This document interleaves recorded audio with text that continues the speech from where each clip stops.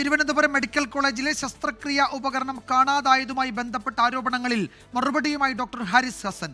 Repair ചെയ്തു കൊണ്ടുവന്ന നെഫ്രോസ്കോപ്പാണ് പെട്ടിയിലുണ്ടായിരുന്നത്.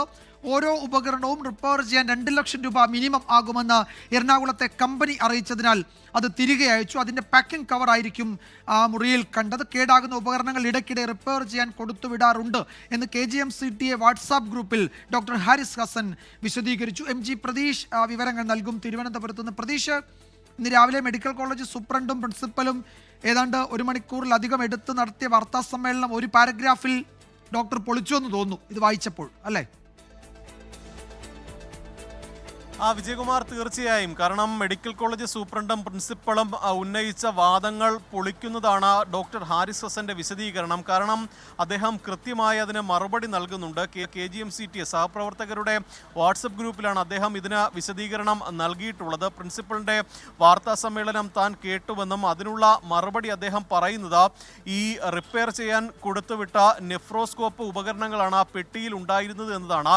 Medical college principal പറഞ്ഞത് അവിടെ പരിശോധന നടത്തുമ്പോൾ 2 പെട്ടികൾ കണ്ടിരുന്നു. ഒരു പെട്ടിയിൽ ഉണ്ടായിരുന്നത് നെഫ്രോസ്കോപ്പാണ്, മറ്റൊരു പെട്ടിയിൽ ഇതുമായി ബന്ധപ്പെട്ട ഈ മോസിലോസ്കോപ്പിന്റെ ഒരു ബില്ലും കണ്ടെത്തിയെന്ന് പറഞ്ഞു. അതിന് ഹാരിസ് നൽകുന്ന വിശദീകരണം 10-15 വർഷങ്ങൾ പഴക്കമുള്ള നെഫ്രോസ്കോപ്പുകൾ കണ്ടം ചെയ്യുന്നതിന് മുമ്പ് റിപ്പയർ ചെയ്യാനായി ശ്രമിച്ചിരുന്നു. അതിനായി എറണാകുളത്തെ കമ്പനിയിൽ അയച്ചപ്പോൾ ഓരോ സ്കോപ്പിനും 2 ലക്ഷം രൂപ വരെ വിലയാകുമെന്നതാണ്. അങ്ങനെ അത് തിരിച്ചയച്ച നെഫ്രോസ്കോപ്പുകളാണ് ഈ പരിശോധന നടത്തിയപ്പോൾ ഓഫീസിൽ ഉണ്ടായിരുന്നത് എന്നതാണ് ഇപ്പോൾ ഹാരിസ് ഹസൻ വിശദീകരണമായി പറയുന്നത്. ആ ഉപകരണങ്ങളായിരിക്കാം മെഡിക്കൽ കോളേജ് പ്രിൻസിപ്പൽ കണ്ടിരിക്കുന്നത്. ഒപ്പം അത് പാക്ക് ചെയ്ത പഴയ കവറിലായിരിക്കാം അത്തരത്തിൽ ചില വിവരങ്ങൾ, അല്ലെങ്കിൽ മോസിലോസ്കോപ്പ് എന്നുള്ള പേരും ആ ബില്ലുകളും ഉണ്ടായത് അത് പാക്ക് ചെയ്തു വന്ന കവറായിരിക്കാം എന്നതാണ് അദ്ദേഹം ഒരു വിശദീകരണമായി നൽകിയിരിക്കുന്നത്. മറ്റൊന്ന്, ഡോക്ടർ ഹാരിസ് ഹസനെ സംശയ നിഴലിൽ നിർത്തുന്ന ഒരു ആരോപണം, ഒരു CCTV-യിൽ ഒരു അജ്ഞാതൻ ആ ആശുപത്രിയിൽ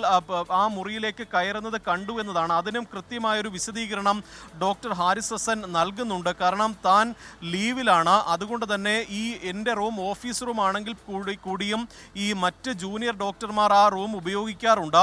ഈ റിസർവ് ഉപകരണങ്ങൾ ആവശ്യമെങ്കിൽ ഓപ്പറേഷൻ തിയേറ്ററിലേക്ക് കൊണ്ടുപോകാനും ഉപയോഗം കഴിഞ്ഞ് തിരിച്ചു കൊണ്ടുവരുവാനും ഈ താക്കോലുകൾ ജൂനിയർ ഡോക്ടർമാർക്ക് നൽകാറുണ്ട് എന്നതാണ് പ്രധാനമായും പറയുന്നത്. ഇതിന് പുറമെ ഡിസ്ചാർജ് സമ്മറി റിക്വസ്റ്റുകൾ പ്രിന്റ് ചെയ്യാനുള്ള പേപ്പറുകൾ എടുക്കാൻ PG ക്ലാസ് വിദ്യാർത്ഥികൾ റൂമിലേക്ക് വരാറുണ്ട്. അങ്ങനെ നിരവധി ആവശ്യങ്ങൾക്ക് ഈ വരാറുണ്ട്. അത് ചിലപ്പോൾ രാത്രി ആകാം. അത്തരത്തിലൊരു വിശദീകരണം. അതുകൊണ്ട് തന്നെ ഈ ഡിപ്പാർട്ട്മെന്റിലുള്ളവർക്ക് മാത്രമേ അവിടെ കയറാൻ അനുവാദമുള്ളൂ, അത് ആരും രഹസ്യമായി കയറുന്നതല്ല എന്നുള്ള വിശദീകരണം കൂടി ഡോക്ടർ ഹാരിസ് ഹസൻ നൽകുന്നുണ്ട്. അതായത് മറ്റാരും തന്നെ ആ റൂമിൽ അതിക്രമിച്ച് കയറിയിട്ടില്ല. ഇപ്പോൾ ഏതെങ്കിലും തരത്തിൽ ആ റൂമിൽ ആരെങ്കിലും കയറിയിട്ടുണ്ടെങ്കിൽ അത് അവിടുത്തെ PG വിദ്യാർത്ഥികളായിരിക്കാം. അത് ഈ ആശുപത്രിയുമായി ബന്ധപ്പെട്ടുള്ള ആവശ്യങ്ങൾക്ക് വേണ്ടി കയറിയതാണ്, അല്ലാതെ മറ്റ് രഹസ്യ സ്വഭാവം ഒന്നും തന്നെ ഇല്ല എന്നുള്ള വിശദീകരണമാണ് ഡോക്ടർ ഹാരിസ് ഹസൻ നൽകിയിരിക്കുന്നത്. എന്തായാലും നേരത്തെ ഉന്നയിച്ച ഈ വാദങ്ങൾ, മെഡിക്കൽ കോളേജ് സൂപ്രണ്ടും പ്രിൻസിപ്പളും ഉന്നയിച്ച വാദങ്ങളിൽ ഇനി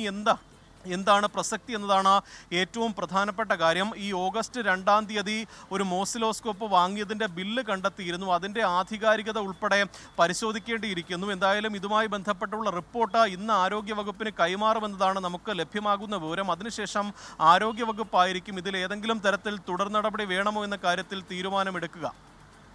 യെസ്, അതിൽ ഡോക്ടർ സൂചിപ്പിക്കുന്നത് ഇങ്ങനെയാണ്: ഒരു സ്കോപ്പ് നന്നാക്കാൻ ഏകദേശം 2 ലക്ഷം രൂപ ആകുമെന്നാണ് ഈ എറണാകുളത്തെ കമ്പനി അറിയിച്ചത്.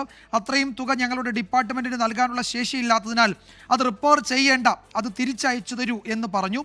അത് കൊറിയറിൽ അയച്ചു തന്നതാണ്. നെഫ്രോസ്കോപ്പോ മോഴ്സിലോസ്കോപ്പോ ഇത് രണ്ടും രണ്ടാണ്. എൻ്റെ റൂം ഒരു ഓഫീസ് റൂമാണ്.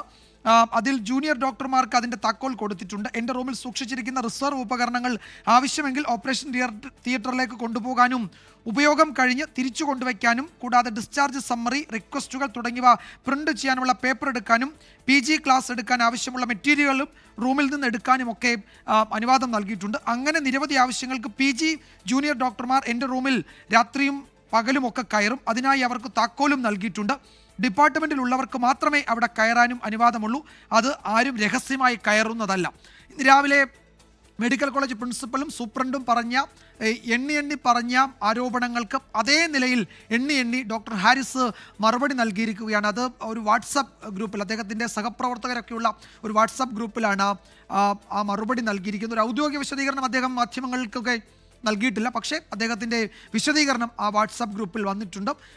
അത് ഈ വാർത്താ സമ്മേളനത്തിലെ ചോദ്യങ്ങൾക്ക്, ആരോപണങ്ങൾക്ക് മറുപടി, കൃത്യമായി തന്നെ മറുപടിയും അദ്ദേഹം ആ വിശദീകരണത്തിലൂടെ നൽകുന്നുണ്ട്. MG പ്രതീഷാണ് വിവരങ്ങൾ നൽകിയത് തിരുവനന്തപുരത്ത്. ലോകത്തെവിടെയായാലും ഏത് സമയത്തും 24 വാർത്തകളും ഓഗ്മെന്റഡ് റിയാലിറ്റി പാക്കേജുകളും എക്സ്പ്ലെയിനറുകളും വിശദമായി കാണാൻ ഞങ്ങളുടെ യൂട്യൂബ് ചാനൽ നിങ്ങൾക്ക് സബ്സ്ക്രൈബ് ചെയ്യാം.